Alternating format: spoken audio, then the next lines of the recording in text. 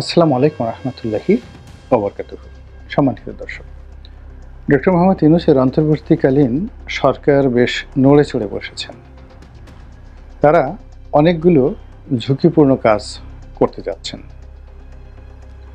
যদি এগুলো ঝুঁকিপূর্ণ, কিন্তু যদি তারা সফল হন, সেই সফলতা একেবারে আকাশ স্পর্শ করবে এবং বাংলাদেশের মাটিতে একটা নতুন ইতিহাস রচিত হবে।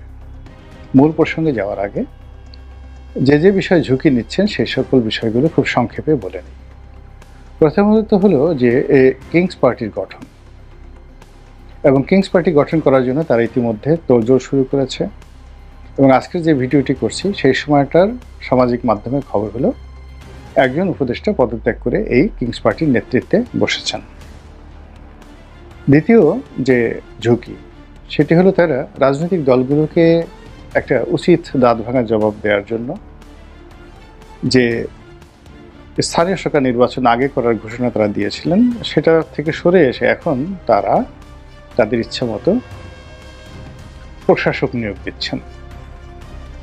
এবং এ সকল প্রশাসক নিয়োগ করার ক্ষেত্রে যদি সফল হন, সেটার একটা সুদূর প্রসারী ফলাফল রয়েছে, আর যদি ব্যর্থ হন, সর্বনাশ হয়ে যাবে। তারপর আমরা যারা আমজনতা, আমাদেরকে তুষ্ট করার জন্য, সাধারণ মানুষকে তুষ্ট করার জন্য তারা ডিসি, এসপি, টিএনও এবং ইলেকশন কমিশনার বৃন্দ যারা রয়েছেন ইতিপূর্বে, তাদের বিরুদ্ধে ব্যবস্থা নেয়ার জন্য সরকার রীতিমতো কোমরে গামছা বেঁধে নেমেছেন। ইতিমধ্যে আমরা দেখেছি যে তারা টার্গেট করেছেন 2014, 2018 এবং 2024 সনের নির্বাচনের সময় যারা ডিসি এবং এসপি রূপে দায়িত্ব পালন করেছেন, তারা যারা রিটায়ারমেন্টে চলে গেছেন তাদেরকেও ছাড় দেওয়া হবে না যদি তাদের বিরুদ্ধে সুনির্দিষ্ট দুর্নীতির অভিযোগ থাকে। এবং এই জন্য একটি জয়েন্ট কমিশন ইতিমধ্যে কাজ করছে।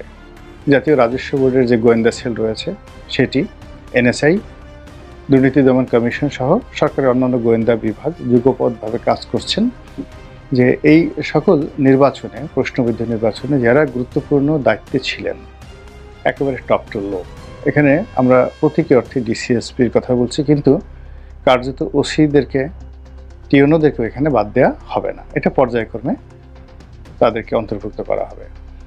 এর বাইরে পুলিশ হেডকোয়ার্টারে যারা দায়িত্ব পালন করেছেন, বিশেষ করে গত তিনটি নির্বাচনের সময় যারা পুলিশ হেডকোয়ার্টারে আইজি হিসেবে দায়িত্বরত ছিলেন এবং র্যাবের প্রধান ছিলেন, তাদের কাউকেই অব্যাহতি দেওয়া হবে না। এবং এই ব্যাপারে মোটামুটি সবাই সিদ্ধান্ত নিয়ে তাদের যে কর্মকাণ্ডগুলো রয়েছে সেই কর্মকাণ্ডগুলো তারা অনেকটা এগিয়ে নিয়েছেন। এবং তারই প্রেক্ষাপটে আমরা দেখেছি ইতিমধ্যে অনেক সাবেক ডিসি পদে যারা কর্মরত ছিলেন, সাবেক ডিসি, তাদেরকে চাকরি থেকে বরখাস্ত করা হয়েছে, অনেককে ওএসডি করা হয়েছে। এবং এদের মধ্যে যাদের বয়স 25 বছর হয়ে গেছে তাদেরকে বাধ্যতামূলকভাবে অবসর দান করা হয়েছে। এটা হলো প্রাথমিক স্তর। এখন যাদেরকে অবসরে পাঠানো হয়েছে বা ওএসডি করা হয়েছে, তারা অনেকে হয়তো এখন জয়েন্ট সেক্রেটারি, অনেকে হয়তো ডিপটি কমিশনার হিসেবে আছেন, অনেকে হয়তো ডিপটি সেক্রেটারি হিসেবে রয়েছেন, অনেকে এডিশনাল সেক্রেটারি এবং অনেকে সচিব হয়ে গেছেন। আবার কেউ কেউ রিটায়ারমেন্টে চলে গেছেন, কেউ হয়তো মরেও গেছেন। তো যারা মারা গেছেন সম্ভবত তাদের পরিবার পরিজনের যে অর্থনৈতিক ফাইল সেটিও টানা হবে। যেমন দেখা গেল দুর্নীতি করেছেন, ঢাকাতে 20-25টা ফ্ল্যাট করে গেছেন, জায়গা জমি করে গেছেন, এখন তাদের সন্তানরা দুহাতে টাকা উড়াচ্ছেন, রাষ্ট্রের টাকা।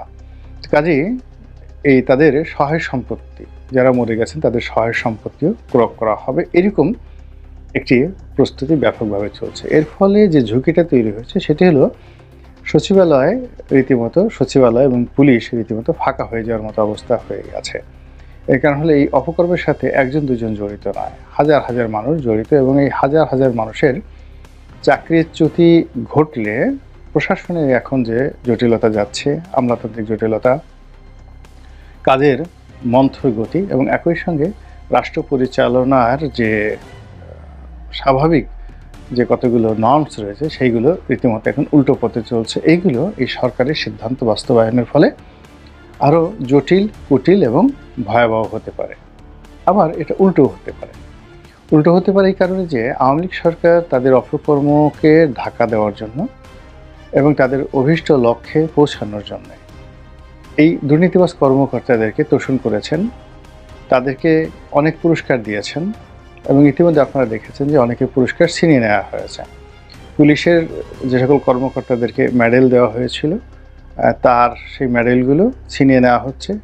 আর বেসামরিক প্রশাসনের অনেককে শুদ্ধাচার পুরস্কার, এরকম একটা পুরস্কার বোধহয় আছে, তো যাদেরকে শুদ্ধাচার পুরস্কার দেওয়া হয়েছে তাদেরকে টার্গেট করা হচ্ছে সবার আগে।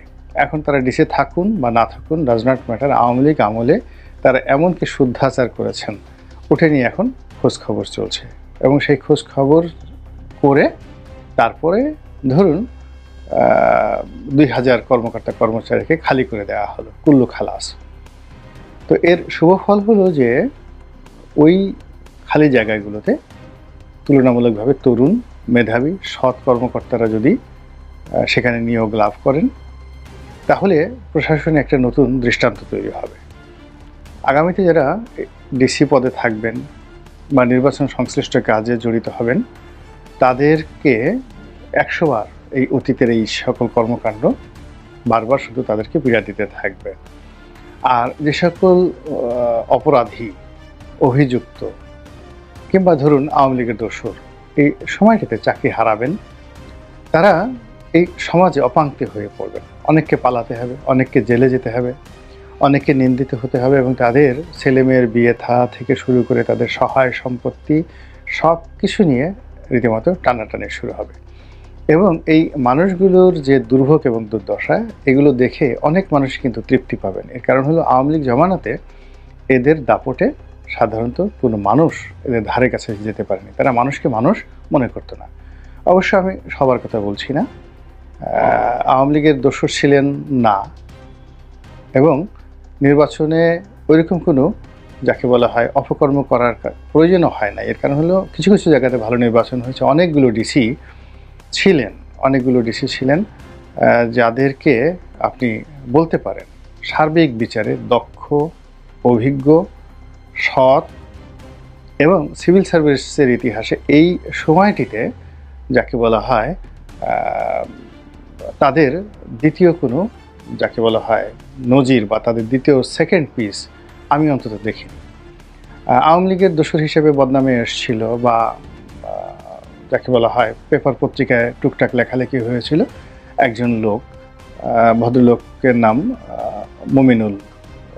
মমিনুল হক, এরকম একটা নাম, চট্টগ্রামের ডিসি ছিলেন। তো চট্টগ্রামের ডিসি থাকা অবস্থায় তিনি আবার ঢাকার ডিসি হয়ে গেছিলেন কয়েক মাসের জন্য। এই ভদ্রলোকের সঙ্গে সামহাও একটি কাজ নিয়ে আমার কথাবার্তা হলো এবং আমি যখন তার দৃষ্টি আকর্ষণ করলাম, জাস্ট 5 মিনিটের মধ্যে সে কাজ এত সুন্দরভাবে তিনি করে দিলেন। আওয়ামী লীগ জামানাতে, আমি তো তখন বিএনপি করি, আওয়ামী লীগ জামানাতে করে দিলেন এবং আমি দেখলাম যে সেখানে মির্জা আব্বাস থেকে শুরু করে অনেক বড় বড় নেতার যে কর্মকাণ্ড কাজ ছিল ঢাকা ডিসি অফিসে বা ঢাকা বিভাগীয় কমিশনার অফিসে, সেই কর্মকর্তা করে দিয়েছেন। তো এরকম অনেক ভালো কর্মকর্তা রয়েছেন, মমিনের মতো অনেক অনেক যোগ্য কর্মকর্তা রয়েছেন যারা আওয়ামী লীগ জমানাতে তারা দায়িত্ব পালন করেছেন এবং একই সঙ্গে সিভিল সার্ভিসেসের ইতিহাসে তারা কিন্তু একটা জায়গাতে রীতিমতো এত গুরুত্বপূর্ণ ভূমিকা পালন করে এসেছেন যে এই সমস্ত কর্মকর্তাদেরকে যদি বের করে দেওয়া হয়, এই সমস্ত কর্মকর্তাদেরকে যদি বঞ্চিত করা হয়, তাহলে পুরো সিভিল সার্ভিসে যে প্যানিক তৈরি হয়ে যাবে, সেই প্যানিক আগামী 20 বছরে কিন্তু দূর করা যাবে না।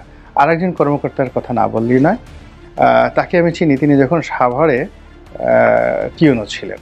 তো আমার ফ্যাক্টরিতে একটা সমস্যা হলো, তো আমি তখন সংসদ সদস্য, আমি তাকে বিষয়টা বললাম।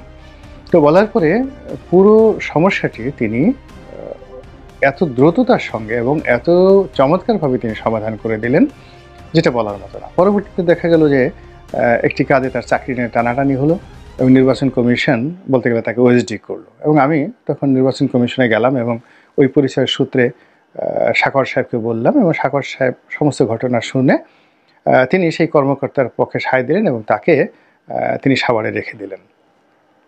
পরবর্তীতে এই ভদ্রলোক নারায়ণগঞ্জের ডিসি হিসেবে দায়িত্ব পালন করেছিলেন, নাম রাব্বি মিয়া, অল থ্রো ফার্স্ট ক্লাস। মানে তার জীবনে কোনো সেকেন্ড ক্লাস নেই। কর্মকর্তা হিসেবে তার যে প্রত্যুৎপন্নমতিত্ব, তার যে স্মার্টনেস, তার যে গ্রহণযোগ্যতা, এটি সিভিল সার্ভিসে অন্যান্য যারা আছে তারা ঈর্ষা করতে পারেন। আর তার যারা প্রতিপক্ষ তারা বদনাম করতে পারেন। কিন্তু তার কাজের যে দক্ষতা, তার যে শ্রেষ্ঠত্ব, এবং নারায়ণগঞ্জে তিনি দায়িত্ব পালন অবস্থায় সিল পিটিয়েছেন, সরকারের দুষ্কর্ম করেছেন, এইরকম কোনো নজির নেই। এবং তিনি এই নির্বাচনের সময় নারায়ণগঞ্জের ডিসি ছিলেনও না। এখন তিনি এডিশনাল সেক্রেটারি, নারায়ণগঞ্জের ডিসি ছিলেন এবং এই কারণে তাকেও ওএসডি করা হয়েছে। তো এই সকল কর্মকাণ্ড সরকার যারা করছেন, আমি মনে করি ঢালাওভাবে এই কাজ করাটা ঠিক হবে না, কোনো অবস্থাতে ঠিক হবে না। ডিসি এসপিদেরকে টার্গেট করেন, তাদের সবাইকে, টিউনোদেরকেও টার্গেট করেন, ওসিদেরকেও টার্গেট করেন, কিন্তু এর মধ্যে অনেক পুলিশ কর্তা আছেন, অনেক ডিসিএসপি আছেন যারা আসলে এই আমি যে দুজন ব্যক্তির কথা বললাম, এই দুইজন ব্যক্তির মতো বা তাদের সাথে হয়তো ভালো অনেকে রয়েছেন, আমি তাদেরকে জানি না।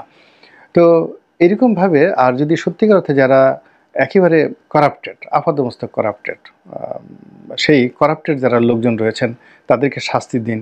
এমনকি ওই যে জনতার মঞ্চ হয়েছিল, জনতার মঞ্চের যে সকল কুশীলব আছেন এখন সার্ভিসে বা যারা রিটায়ার্ড করেছেন, যারা বুড়ো হয়ে গেছেন, তাদেরই বিরুদ্ধে আপনি ব্যবস্থা নেন। মহিউদ্দিন খান আলমগীর সাহেবের বিরুদ্ধে ব্যবস্থা নেন।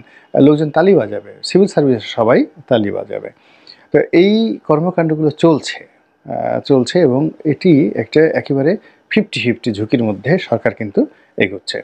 এবং একই সঙ্গে ইলেকশন কমিশনের কর্মকর্তাদের বিরুদ্ধে ব্যবস্থা নেওয়ার জন্য সুপারিশ আসছে এবং ব্যবস্থা নেওয়া হচ্ছে। এখন এখানে সমস্যা হলো যে ওখানে যারা কর্মকর্তা রয়েছেন, নির্বাচন কমিশন কর্মকর্তা, সেখানে সচিব পদমর্যাদার যারা কর্মকর্তা ছিলেন তারা হয়তো ইলেকশন কমিশন সচিব হিসেবে যে অপকর্ম করেছেন তার জন্য তাদেরকে শাস্তি দেওয়া খুবই সহজ।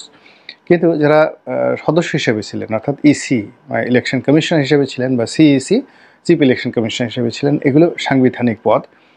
এখন এই সাংবিধানিক পদগুলোকে কিভাবে শাস্তির আওতায় আনতে হবে সেটি নিয়ে সরকারকে চিন্তা ভাবনা করতে হচ্ছে। এবং এখানে একটা বিষয় হলো যে সরকার যদি ব্যবস্থা নিতে চায় তাহলে যেভাবে নিতে পারে। যেমন দেখা গেল যে রাষ্ট্রপতি হন বা ইলেকশন কমিশনার হন, এমনকি বিচারপতি হন, ডাজ নট ম্যাটার, যদি তারা যে কোনো ক্রিমিনাল অফেন্সে জড়িয়ে পড়ে, তো নির্বাচন সংক্রান্ত যে কোনো ক্রিমিনাল অফেন্সের ঘটনা ঘটিয়ে বা দেখিয়ে বা এই সংক্রান্ত মামলা করে সেই তিনজন নির্বাচন কমিশনার, মানে প্রধান নির্বাচন কমিশনার হাবিবুল আওয়াল, রকিবউদ্দিন আর নুরুল হুদা, তাদেরকে যদি গ্রেপ্তার করা হয়, মানে টেকনাফ থেকে তেঁতুলিয়া পর্যন্ত, মানে এটা ভালো হলো না মন্দ হলো ডাজ নট ম্যাটার, এই মানুষগুলোর প্রতি সাধারণ মানুষের এত ক্রোধ, ক্ষোভ, বিএনপি জামাত সকলের ক্ষোভ রয়েছে। ফলে এদেরকে ধরার সঙ্গে সঙ্গে ডক্টর মোহাম্মদ ইউনূসের যে জনপ্রিয়তা এটি একেবারে আকাশচুম্বী হয়ে পড়বে। এখন সরকারের যে নানা রকম ব্যর্থতা রয়েছে এবং আইনশৃঙ্খলার যে অবনতি থেকে শুরু করে আরও যে সকল সমস্যা দেখা দিয়েছে, ভারতের সাথে সমস্যা দেখা দিয়েছে, কিছু অর্থনৈতিক সংকট রয়েছে, তারপর একটা মাফিয়া গ্রুপ তৈরি হয়ে গেছে, এই সকল বিষয় সামাল দেওয়ার জন্য সরকারের সবচেয়ে বেশি দরকার জনপ্রিয়তা অর্জন করা, রাতারাতি মানে ড্রামাটিক, যেটাকে বলে নাটকীয় কিছু কাণ্ড করা। এবং সেই নাটকীয় কর্মকাণ্ডের অংশ হিসেবেই সরকারি কর্মকর্তাদের যারা ডিসি হিসেবে দায়িত্ব ছিলেন, এসপি হিসেবে দায়িত্বরত ছিলেন, তাদের বিরুদ্ধে ব্যবস্থা নেওয়া হয়েছে। ইতিমধ্যে দেখলাম যে বিপ্লব, হারুন তো পলাতক, বিপ্লবও পলাতক, মেহেদি নামক আরেকজন পুলিশ কর্তা ছিলেন, এরা বোধহয় এডিশনাল ডিআইজি বা ডিআইজি হয়েছিলেন, তো তাদের চাকরিচ্যুত করা হয়েছে, তাদের বিরুদ্ধে ব্যবস্থা নেওয়া হয়েছে। এরকম আরও অনেককে করা হবে, আরও অনেককে করা হবে। এবং এগুলো করা হলে এদের বিরুদ্ধে যাকে বলা হয় যে অভিযোগ আনা হয়েছে, ভীষণ রকম জনপ্রিয় হয়ে পড়বে সরকার এবং ডক্টর ইউনূসকে সবাই তালি বাজাবে। আর দ্বিতীয়ত যে ভয়টি রয়ে গেছে, সেই ভয় হলো যে এই পথ ধরে আগামীতে অন্যান্য পুলিশ কর্তা যারা বিএনপির জমানাতে অপকর্ম করেছেন, আবার এই জমানাতে এসে হুট করে ঢুকে পড়েছেন, তাদেরকেও কিন্তু না ধরে সরকারের কোনো উপায় থাকবে না। কিন্তু এখন অনেকে হয়তো বগল বাজাচ্ছেন, কিন্তু আলটিমেটলি এই বগল বাজানো এখানে থেমে থাকবে না। এর কারণ হলো এগুলো অনেকটা ভাইরাসের মতো। তো এনিওয়ে সরকারের মতো চলবেন, তারা জনকল্যাণ করবেন, তার সঙ্গে সঙ্গে নিজেদেরকে টিকিয়ে রাখার জন্য জনপ্রিয়মূলক কাজকর্ম করবেন। আর আমরা যারা সাধারণ জনগণ, আমরা যে কোনো মূল্যে চাচ্ছি যে দুষ্টের দমন হোক, শিষ্টের পালন হোক, একজন নিরপরাধ ব্যক্তি যেন সাজাপ্রাপ্ত না হয় এবং কোনো অবস্থাতেই যেন একজন ভালো কর্মকর্তা তিনি যেন এই সরকারের অবিচারের শিকার না হন। এর কারণ হলো একজন বিশেষ কর্মকর্তা তৈরি করতে রাষ্ট্রের অনেক অর্থ ব্যয় হয় এবং একটি কর্মকর্তা বানানোর যে প্রাথমিক স্তরে